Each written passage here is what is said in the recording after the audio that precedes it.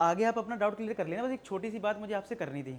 As a student अगर मैं इस चीज़ को देखूँ कि यार मुझे अच्छे से मैथ और साइंस अपना करना है 10th क्लास में, तो मुझे बहुत सारी बुक्स बताई जाती हैं, जैसे सैम्पल पेपर के लिए बुक्स बताई जाती है, PYQ के लिए, तो टोटली कन्फ्यूज हो जाते हैं किस पब्लिकेशन के लिए कैसे लें, कौन सी बुक लें जिससे अच्छा स्कोर हो। फिर बाद में सैम्पल पेपर की बुक, फिर PYQ, बहुत सारी बुक्स। तो ये सब चीज़ें ना आपको लेनी पड़े, उसके लिए हमने एक बनाया है वन स्टॉप सॉल्यूशन, जिसको बोलते हैं प्रैक्टिस 360। इसमें आपको सब कुछ मिलेगा, चाहे वो सैम्पल पेपर हो, चाहे प्रीवियस ईयर क्वेश्चन हो, NCERT एग्जाम्पलर हो, NCERT के सॉल्यूशन हो, MCQ हो, हर वो चीज़ जो 10th में तुम्हें टॉप करवाएगा। ऐसी मैथ्स के लिए, ऐसी साइंस के लिए, दोनों के लिए। और इसकी जो कॉस्ट है वो सिर्फ 499 है, यानी मैथ साइंस दोनों 499 में, यानी कि और अगर आप कोड लगा लोगे 20% और तुम्हारा कम हो जाएगा, यानी 400 रुपये में अगर मैं 2 से डिवाइड कर दूँ 200 रुपये। और मैं तुम्हें बता दूँ पूरे इंडिया में 200 रुपये में तुम्हें PYQ की कोई बुक भी नहीं मिलेगी। दूसरा, आपको इस कॉस्ट पे और इस क्वालिटी का कंटेंट आपको पूरे इंडिया में नहीं मिलेगा, मैं सीधा बोल रहा हूँ।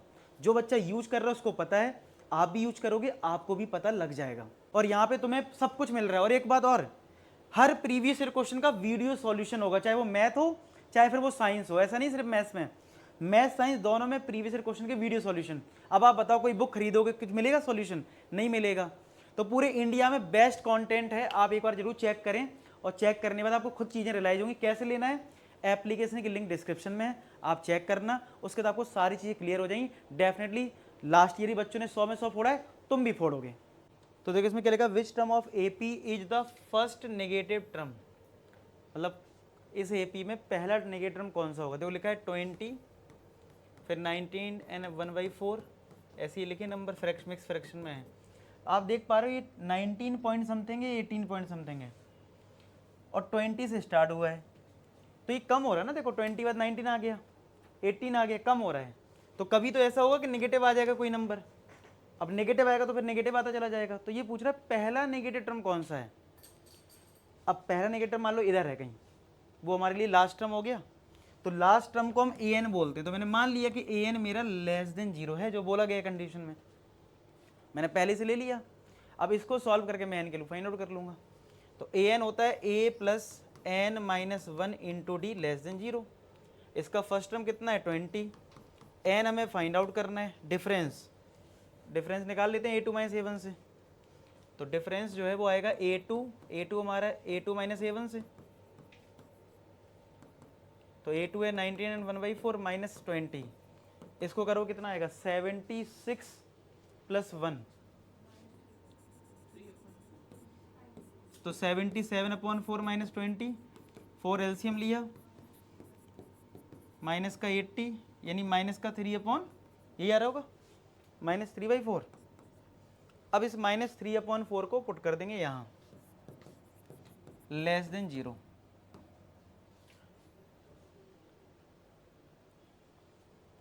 अब देखो इसको सॉल्व कैसे करेंगे हम।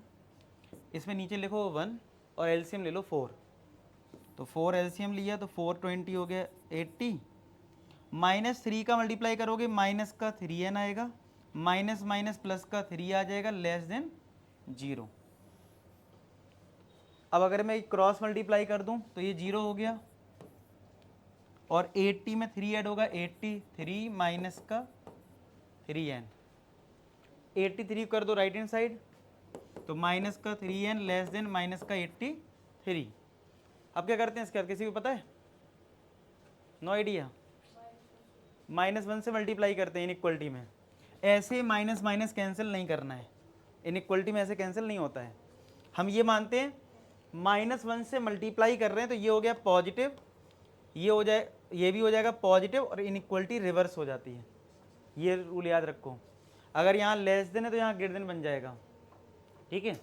और ये ऐसा क्यों होता है, जैसे मैं तुमसे बोलूँ 5 जो है वो -3 से बड़ा है, लेकिन अगर मैं -1 से मल्टीप्लाई कर दूँ तो कौन बड़ा हो गया 3, तो साइन बदल गया कि नहीं बदल गया, इस वजह से साइन बदलता है। तो n कितना आएगा ग्रेटर देन 83/3, तो डिवाइड करो कितना आएगा 8 इंटू 2, सॉरी 3 इंटू 20, 3 इंटू 6 होता है 23 आएगा, 7 फिर 2 बचेगा 6 कुछ करके आ जाएगा, ठीक है। तो 27 से बड़ा नंबर, क्योंकि ये ग्रेटर देन का साइन है ना, तो 28 आएगा ना हमारा n। 28th टर्म जो होगा वो पहला नेगेटिव टर्म हो जाएगा। आई बात समझ में? क्योंकि यहाँ पे 27 पॉइंट समथिंग आ रहा है, तो 27 पॉइंट समथिंग से बड़ा नंबर कौन सा होगा? 28 ही तो होगा, तो n हमारा 28 आ जाएगा।